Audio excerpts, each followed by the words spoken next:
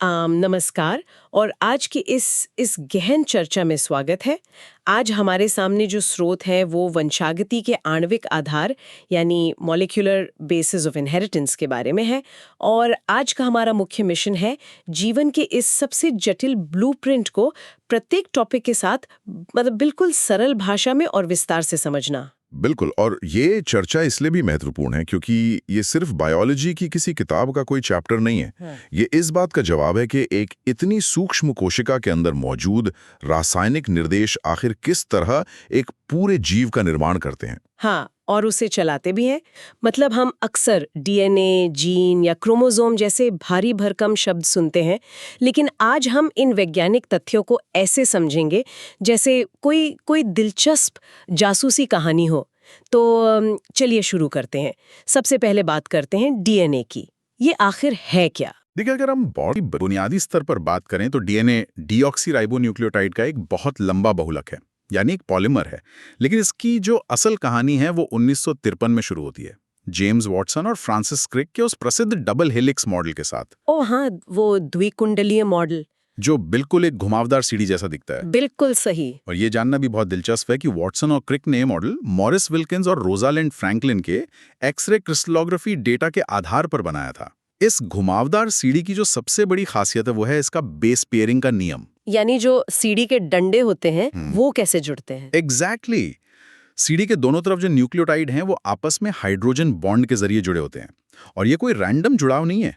Adenine हमेशा thiamine के साथ, और वो भी ठीक 2 हाइड्रोजन बॉन्ड बनाता है। और ग्वानिन हमेशा साइटोसिन के साथ 3 बॉन्ड बनाता है। मतलब ये एक तरह का ताला चाबी सिस्टम है जहाँ कोई गलती नहीं हो सकती। हाँ, और दोनों लड़ियों के बीच की दूरी भी हमेशा 0.34 नैनोमीटर बनी रहती है। यही चीज डीएनए को इतनी कमाल की स्थिरता देती है। ये तो समझ आता है, लेकिन स्रोत में एक ऐसा तथ्य है जो सच में दिमाग घुमा देता है। मतलब एक सामान्य स्तनधारी कोशिका की डीएनए की कुल लंबाई लगभग 2.2 मीटर बताई गई है। अब एक कोशिका का जो केंद्रक है वो न्यूक्लियस मुश्किल से 10⁻⁻6 मीटर जितना छोटा होता है। तो एक कल्पना करें कि कई किलोमीटर लंबे धागे को एक छोटी सी टेनिस बॉल में पैक करना है।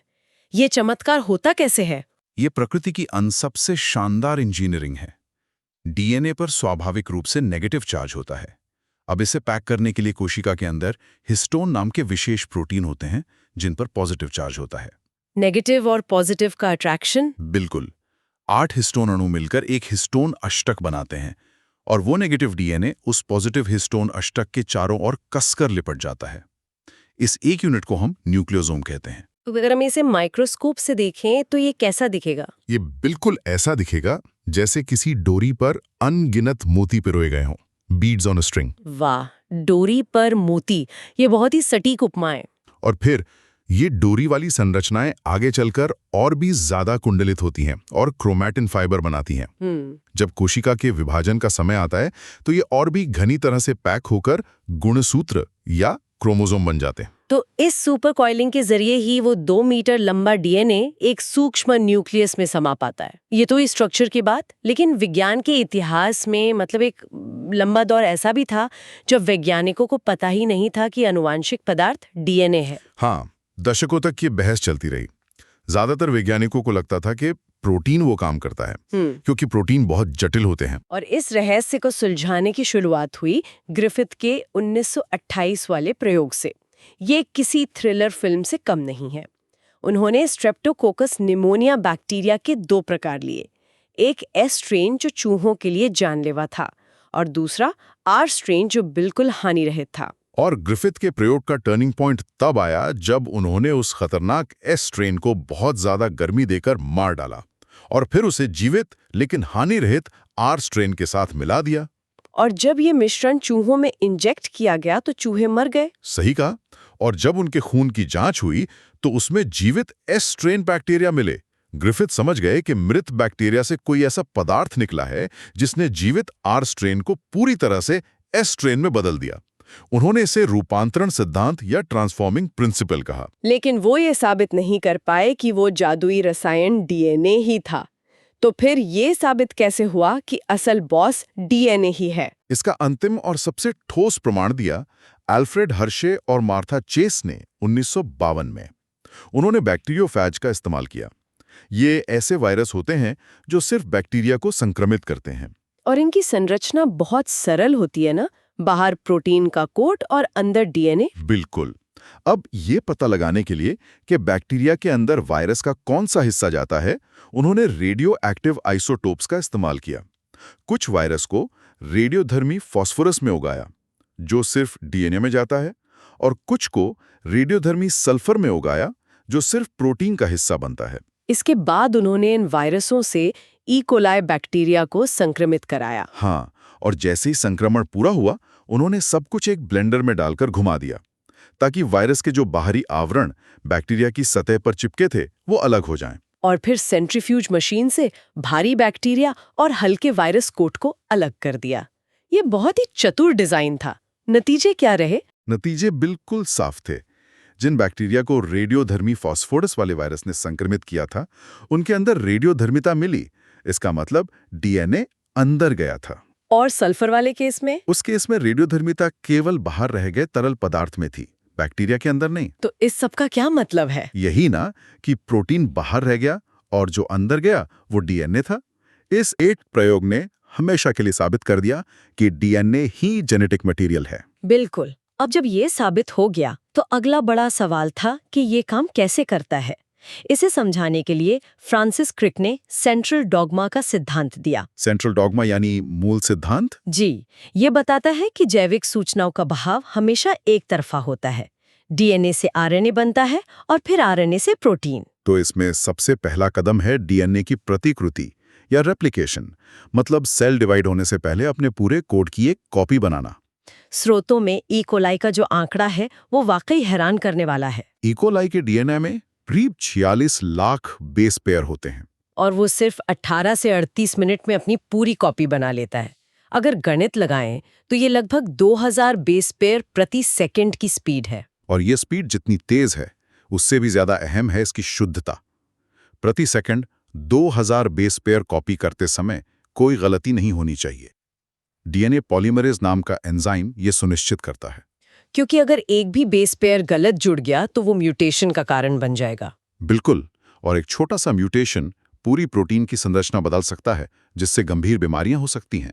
अच्छा, रेप्लिकेशन के बाद आता है अनुलेखन या ट्रांसक्रिप्शन, जहां डीएनए से एमआरएनए बनता है। इसे अगर आसान भाषा में समझें तो डीएनए एक बहुत बड़ी और कीमती रेफरेंस बुक है, जिसे न्यूक्लियस रूपी लाइब्रेरी से बाहर नहीं ले जाया जा सकता। बहुत अच्छा उदाहरण है ये। तो सेल को जिस प्रोटीन की जरूरत होती है वो उस किताब के एक खास चैप्टर की कॉपी एक सादे कागज पर बना लेता है, जिसे हम आरएनए कहते हैं। और ट्रांसक्रिप्शन की ये प्रक्रिया बहुत ही सिलेक्टिव होती है। डीएनए की दोनों लड़ियों की कॉपी नहीं बनती, केवल एक लड़ी टेम्पलेट का काम करती है, और ये काम आरएनए पॉलीमरेज एंजाइम करता है। इसमें एक अनुलेखन इकाई के 3 हिस्से बताए गए हैं ना? हाँ, पहला है प्रमोटर, जहां आकर एंजाइम जुड़ता है और काम शुरू करता है। दूसरा है स्ट्रक्चरल जीन, जिसकी असल में कॉपी बननी है। और तीसरा है टर्मिनेटर, जो ये बताता है कि यहाँ कोड खत्म हो गया है और कॉपी करना रोक देना चाहिए। अब यहाँ से मामला और भी दिलचस्प हो जाता है। एमआरएनए न्यूक्लियस से निकलकर साइटोप्लाज्म में आ गया है, लेकिन आरएनए की भाषा से प्रोटीन की भाषा में अनुवाद कैसे होता है? ये विज्ञान की सबसे बड़ी पहेलियों में से एक थी। आरएनए में केवल 4 तरह के बेस होते हैं, ए, यू, जी और सी, लेकिन प्रोटीन बनाने के लिए 20 अलग-अलग अमीनो एसिड्स चाहिए होते हैं। तो 4 बेस 20 अमीनो एसिड को कैसे कोड कर सकते हैं? इसे सुलझाया जॉर्ज गैमो ने, जो एक भौतिक विज्ञानी थे। उन्होंने बहुत ही लॉजिकल बात कही, अगर एक बेस एक अमीनो एसिड बनाएगा तो सिर्फ 4 बनेंगे। अगर 2 बेस का जोड़ा लें तो 16 बनेंगे, वो भी 20 से कम है। तो इसका मतलब कम से कम 3 बेस का एक ग्रुप बनाना होगा, क्योंकि 4 का क्यूब 64 होता है। बिल्कुल, और हरगोबिंद खुराना और मार्शल नीरेनबर्ग के प्रयोगों ने ये साबित भी कर दिया कि आरएनए के 3 बेस मिलकर एक कोडॉन बनाते हैं। इसे हम जेनेटिक कोड कहते हैं। स्रोतों के अनुसार इन 64 कोडॉन में से 61 कोडॉन अमीनो एसिड बनाते हैं और 3 स्टॉप कोडॉन होते हैं जो प्रोटीन निर्माण को रोकते हैं। और इसमें एयूजी कोडॉन बहुत खास है। हाँ, क्योंकि एयूजी दोहरा काम करता है। ये मीथियोनिन नाम का अमीनो एसिड भी बनाता है और एक स्टार्ट कोडॉन की तरह भी काम करता है, यानी चेन यहीं से बननी शुरू होगी। अब अगर ट्रांसलेशन या अनुवाद की प्रक्रिया को हम एक कारखाने के रूप में देखें जी तो राइबोसोम हमारी मुख्य मशीन है सही। और mRNA वो निर्देशिका है जो बेल्ट पर चल रही है और इस कारखाने के जो मजदूर हैं वो tRNA है। बिल्कुल टीआरएनए। हर टीआरएनए के एक सिरे पर एक एंटीकोडॉन होता है जो एमआरएनए को पढ़ता है और दूसरे सिरे पर वो एक खास एमिनो एसिड लेकर आता है। और जैसे जैसे राइबोसोम mRNA के ऊपर से गुजरता है tRNA एमिनो एसिड लाते हैं और पेप्टाइड बॉन्ड से जोड़ते जाते हैं। जब स्टॉप कोडॉन आता है तो ये चेन बाहर निकलकर फोल्ड हो जाती है और प्रोटीन बन जाती है। ये पूरी व्यवस्था इतनी ऑटोमेटिक है कि इसे देखकर हैरानी होती है। लेकिन इसमें कैच है। कैसा कैच? अगर कोशिका के सारे जीन हमेशा चालू रहे और लगातार प्रोटीन बनाते रहें तो सेल की सारी ऊर्जा तुरंत खत्म हो जाएगी। तो क्या सारे जीन हमेशा ऑन नहीं रहते? बिल्कुल नहीं। जीन केवल तभी चालू होते हैं जब शरीर को उस प्रोटीन की जरूरत होती है। इसे जीन रेगुलेशन कहते हैं। ये बिल्कुल हमारे स्मार्ट होम की तरह है, जहां कमरे में जाने पर लाइट जलती है और बाहर आने पर बंद हो जाती है। स्रोतों में इसे ई कोलाई के लैक ओपेरॉन के उदाहरण से समझाया गया है। ये बैक्टीरिया के पाचन का एक तरह का स्विच है ना? हाँ, ई कोलाई का मुख्य खाना ग्लूकोज है, लेकिन अगर ग्लूकोज नहीं है और सिर्फ लैक्टोज मौजूद है तो उसे लैक्टोज पचाने वाले एंजाइम बनाने पड़ते हैं। तो ये स्विच काम कैसे करता है? लैक ओपेरॉन में एक रेगुलेटरी जीन होता है जो लगातार एक रिप्रेसर प्रोटीन बनाता है। जब लैक्टोज नहीं होता तो ये रिप्रेसर ऑपरेटर हिस्से पर जाकर बैठ जाता है। इससे रास्ता ब्लॉक हो जाता है और लैक्टोज पचाने वाले जीन बंद रहते हैं। मतलब जब जरूरत नहीं है तो सिस्टम पूरी तरह से लॉक है, लेकिन जब लैक्टोज आता है तब क्या होता है? तब लैक्टोज एक इंड्यूसर या प्रेरक का काम करता है। वो उस रिप्रेसर प्रोटीन से जुड़कर उसका आकार बदल देता है। आकार बदलते ही रिप्रेसर वहां से हट जाता है और रास्ता साफ होते ही आरएनए पॉलीमरेज अपना काम शुरू कर देता है और एंजाइम बनने लगते हैं। ये पर्यावरण के हिसाब से खुद को ढालने का बहुत ही शानदार तरीका है। देता है। कमाल है। अब इस चर्चा को बैक्टीरिया से इंसानों पर लाते हैं। मानव जीनोम परियोजना के जो आंकड़े हैं वो सच में चौंकाने वाले हैं। हाँ, 1990 में शुरू हुई इस परियोजना का लक्ष्य इंसान के पूरे डीएनए का एक एक अक्षर पढ़ना था और नतीजे बताते हैं कि हमारे जीनोम में लगभग 3164.7 मिलियन बेस पेयर हैं। यानी 316 करोड़ से भी ज्यादा। और सबसे बड़ी हैरानी तो जीनों की संख्या को लेकर हुई। बिल्कुल, वैज्ञानिकों को लगता था कि इंसानों में कम से कम 1 लाख जीन तो होंगे ही, लेकिन असल में हमारे पास सिर्फ 30,000 के आसपास जीन निकले।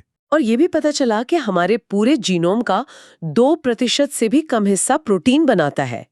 सबसे बड़ा गुणसूत्र 1 है जिस पर 2968 जीन है और सबसे कम Y पर है सिर्फ 231। लेकिन जो सबसे दिलचस्प बात है वो ये कि दुनिया के किसी भी 2 इंसानों का डीएनए 99.9% बिल्कुल एक समान है। तो फिर हम सब एक दूसरे से इतने अलग कैसे दिखते हैं? वो जो 0.1% का अंतर है ना, वही सारी भिन्नता का कारण है। ये लगभग 30 लाख बेस पेयर के बराबर होता है। और इसी 0.1% का इस्तेमाल एलेक्स जेफरीज ने डीएनए फिंगरप्रिंटिंग में किया था। बिल्कुल, इस हिस्से में कुछ अनुक्रम बार बार खुद को दोहराते हैं जिन्हें VNTR कहते हैं। हर इंसान में इनकी लंबाई और दोहराव की संख्या अलग होती है। एक तरह का जेनेटिक बारकोड। हाँ जी। जिसे पढ़ने के लिए डीएनए को एंजाइम से काटा जाता है और जेल इलेक्ट्रोफोरेसिस से टुकड़ों को अलग किया जाता है। और फिर जो पैटर्न बनता है वो हर व्यक्ति का अपना एकदम अलग पैटर्न होता है। इसी से फोरेंसिक साइंस में अपराधियों की पहचान की जाती है। तो आज हमने देखा कि कैसे डीएनए के डबल हेलिक्स से लेकर उसकी कोडिंग, ट्रांसलेशन का कारखाना और लैक ओपेरॉन का स्मार्ट स्विच, ये सब एक गणितीय सटीकता के साथ काम करते हैं। तस्वीर से जोड़ें तो डीएनए सिर्फ रसायन नहीं है, ये वो धागा है जो धरती के हर जीव को एक दूसरे से और हमारे अतीत से जोड़ता है। ये विकासवाद का पूरा इतिहास समेटे हुए है। बिल्कुल सही कहा। लेकिन इस चर्चा को खत्म करने से पहले मैं एक विचार आप सभी के सामने रखना चाहूंगी। जैसा कि हमने सुना, हमारे डीएनए का 2% से भी कम हिस्सा प्रोटीन बनाता है। एक बहुत बड़ा हिस्सा सिर्फ रेपिटेटिव है, जिसका कोई स्पष्ट काम नहीं दिखता। दशकों तक इसे जंक डीएनए कहा जाता रहा। तो सोचने वाली बात यह है कि प्रकृति जो एक एक ऊर्जा बचाने के लिए लैक ओपेरॉन जैसी व्यवस्था बनाती है, वो इतना सारा अनावश्यक डेटा ढोने में ऊर्जा क्यों खर्च करेगी?